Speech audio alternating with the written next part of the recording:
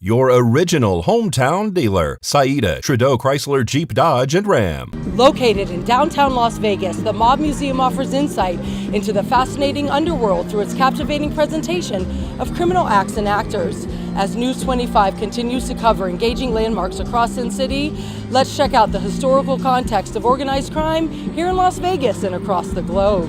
We are really telling a balanced story. We want to make sure that people understand both the organized crime and the law enforcement side. And I think what's so important about that is that, this is an opportunity to really learn about things that we don't always learn about in history class. We have the real historical artifacts from these historic figures.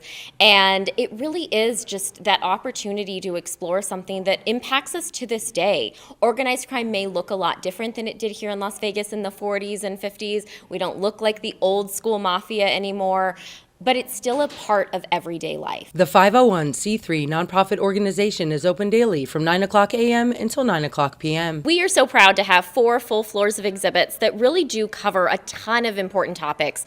We have exhibits that are very focused on the mob and organized crime. We have other exhibits that are very focused on law enforcement, some that are focused on Las Vegas history. And, it really is, I think, people forget that the history of organized crime and the history of our criminal justice system is American history. Like, crime and justice comes into so much of the American story, and it's all plays out here. General admission runs at $34.95, while Nevada residents are priced at $19.95. I think there's a lot to be said about how organized crime had the city's back. I think the one downside is mobsters were not paying their fair share of taxes. So for any Las Vegan today who complains about our schools, complains about our roads, if we'd had a little more tax money in the bank, we might have a little better schools and roads. Mayors Carolyn and Oscar Goodman serve on the Mob Museum's board of directors and are the only known case of a spouse succeeding a spouse as mayor in the history of the United States. The Mob Museum really wouldn't even exist if it wasn't for former Mayor Oscar Goodman. This museum really was his brainchild.